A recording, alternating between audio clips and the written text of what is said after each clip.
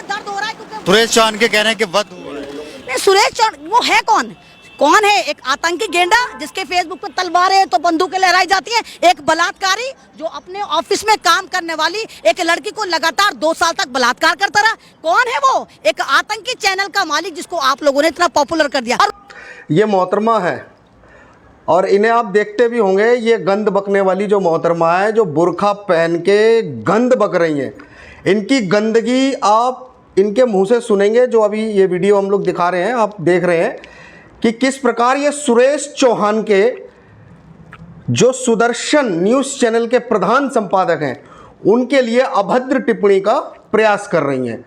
क्या इन मोहतरमा से ये पूछा जाए कि सुरेश चौहान के ऊपर बलात्कार को लेकर जो ये गंभीर आरोप लगा रही हैं, क्या इनसे ये पूछा जाए कि क्या कभी जिसको लेकर ये आरोप लगा रही हैं, क्या उस लड़की से ये कभी मिली हैं? क्या कभी सुरेश चौहान के ऊपर बलात्कार को लेकर कोई एफआईआर हुई है? अगर इस प्रकार की भाषा शैली ये बुर्खाबाज जो मोहतरमा है जो इस्तेमाल कर रही हैं, क्या ये उचित है? एक प्रधान संपादक जिसका एक वजूद मीडिया के माध्यम से देश के अंदर जागरूकता फैलाने का है, लेकिन ये महिला अपना गंद जिस प्रकार ये चैनल के माध्यम से दर्शाने का प्रयास कर रही हैं, इससे साफ दृष्टि महसूस होती है कि इस महिला की छवि क्या है।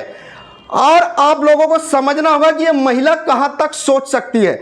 मैं अभी आगे और आपको इसकी वीडियो दिखाता हूं, आप आगे का कंटेंट सुनिए कि ये क्या कह रही है, जरा ध्यान से सुनिएगा। बाद वो उनको कवर कर रहे थे, अब वो जमीन में पड़ा हुआ लवकेश तिवारी जय श्री राम करके, यानी एक धार्मिक नारे को तुमने इतना गिरा दिया कि जमीन में पड़े हो तुम जय श्री राम कह रहे हो। ये कह रही है कि जय श्री राम कह के नीचे गिरकर नारा लगा रहे हैं और नारे को इन्होंने अपमानित कर दिया। मैं इन मोहतरमा से एक बात पूछना चाहता हूं कि जब हिंदुस्तान की सरहद पार करके पाकिस्तान से आने वाले कटमुल्ला साले जिहादी जब अल्लाह अकबर कह के छाती पे बम बांधकर फट जाते थे, तो यही वो महिला उस समय कहां चली जाती हैं, लेकिन उस समय इनको मौन धारण हो जाता है। ये तो वही बात हो गई जब अपराध को इनका विशेष समुदाय का व्यक्ति अपराधी बनकर अपराध करता है तो ये उसको पहचानने से मना कर देती हैं। लेकिन आज एक भूला भटका व्यक्ति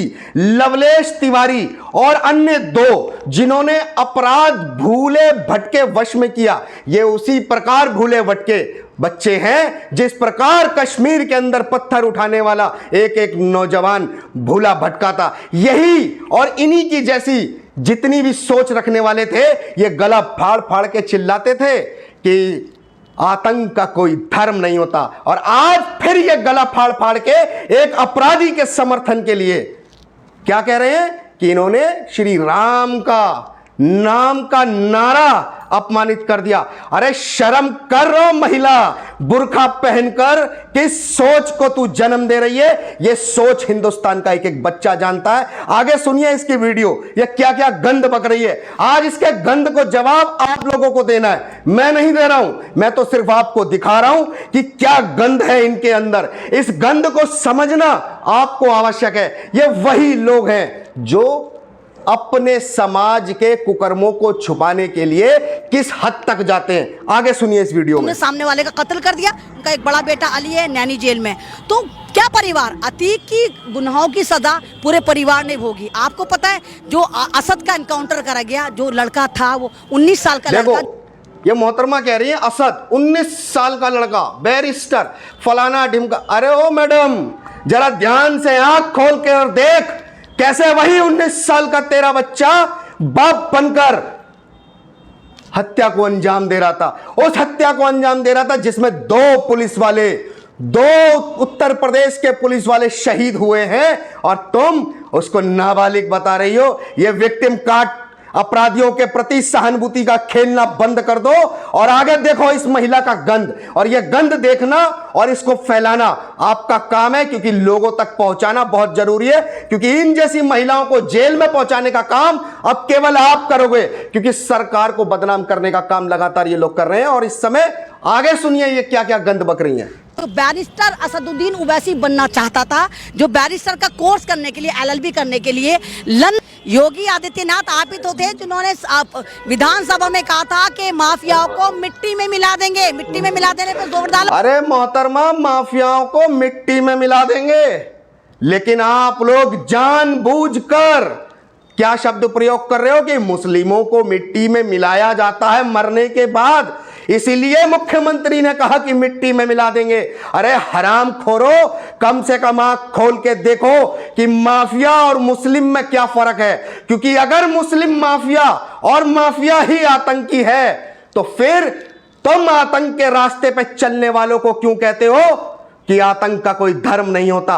अगर आतंक का धर्म नहीं होता तो क्यों एक आतंकी माफिया के समर्थन में ये विधवा विलाप कर रहे हो बुर्खा पहन पहन कर? आगे सुनिए क्या क्या ये बक रही है गंद।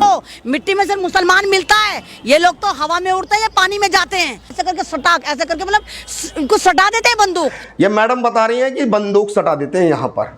आप समझ रहे हैं, जो छाती पे बम बांध बांध कर फट जाया करते थे, हाथ में AK-47 लेकर निर्दोषों को मारने का काम करते थे हिंदुस्तान के एक एक कोने में जाकर, आज ये मोहतरमा बता रही है कि यहां पर लगाकर गोली उड़ा दी। क्या अतीक अहमद ने कितनों को मरवाया ये आपने कभी देखा? नहीं देखा।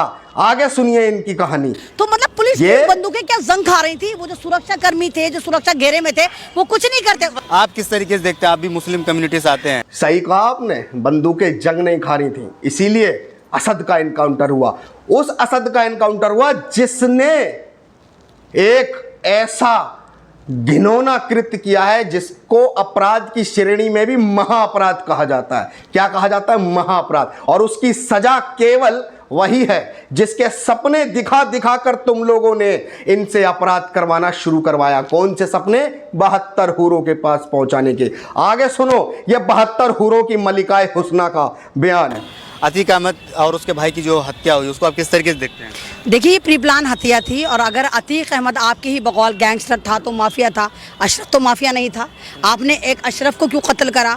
और जिस तरह आप ये देखिए कि एक बंदे का मेडिकल हो रहा है, मेडिकल चेकअप के लिए उसको लेके जाया जा रहा है, और फिर वहाँ पर प्रेस कॉन्फ्रेंस करी जा रही है। तो मतलब जो भी बुद्धि रखता होगा, जिसके पास 250 ग्राम बुद्धि होगी, जो गुफा की नाजायज औलाद नहीं होगा, वो खुद ही कैलकुलेट कर ले। हाँ, ये 250 ग्राम बुद्धि की बात कर रही है, गुफा की नाजायज औलाद की बात कर रही है।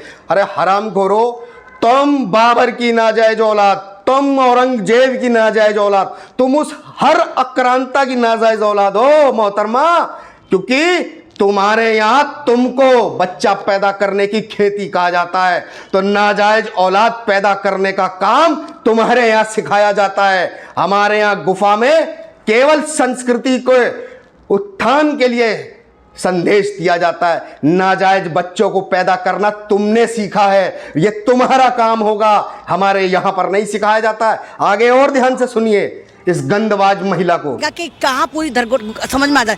जब आप फिल्म देखने जाते हैं ना, तो थोड़ी सी फिल्म देख के आप आखिर तक पहुंच जाते हैं कि फिल्म का लास्ट क्या होगा, पता चल जाता है। तो जिस वक्त वो प्रेस कॉन्फ्रेंस हुई तो उसी वक्त लोगों को समझना चाहिए था कि कुछ ना कुछ होने वाला है। और वहाँ के लोकल जो है बिना डरे बता रहे हैं कि पुलिस बाकायदा 4 लोगों को जीप पे बिठाकर लेके जाती है, और जिस तरह वो 9 राउंड फायर करते हैं, 1 राउंड भी नहीं करा, 9, और ऐसे करके सटाक, ऐसे करके मतलब इनको सटा देते हैं बंदूक। तो मतलब पुलिस की बंदूकें क्या जंग खा रही थी? वो जो सुरक्षा कर्मी थे, जो सुरक्षा घेरे में थे, वो कुछ नहीं करते। वाले समझ नहीं पाए। ना ना ना ना ना, पुलिस वाले अच्छे से समझ गए। पुलिस वालों ने तो कहा ही था। आप देखिए, एक गोली पे नहीं समझ पाए होंगे, 2 गोली पे नहीं समझ पाए होंगे, 3 गोली पे नहीं समझ पाए। मन बुद्धि थे, 9 गोली तो समझ ही नहीं पाएगा हुआ क्या। और उसके बाद वो उनको कवर कर रहे थे। अब वो जमीन में पड़ा हुआ लवकेश तिवारी जय श्री राम करके, यानी एक धार्मिक नारे को तुमने इतना गिरा दिया कि जमीन में पड़े हो तुम जय श्री राम कह रहे हो, और तुमने सामने वाले का कत्ल कर दिया। तो ये तुमने संविधान का कत्ल करा। या तो आप ये कहिए कि भारत में संविधान है ही नहीं। सुन रहे हैं मैडम को? राजस्थान याद है ना हिंदुओं? कन्हैया कुमार की हत्या, और हत्या के समय लगाया जाने वाला नारा, और हत्या के बाद देश के राजा प्रधानमंत्री के लिए क्या शब्द थे, तब ये कहां चली गई थी? कहां चली गई थी ये मोहतरमा? कौन से बिल के भट्ट में घुसी हुई थी?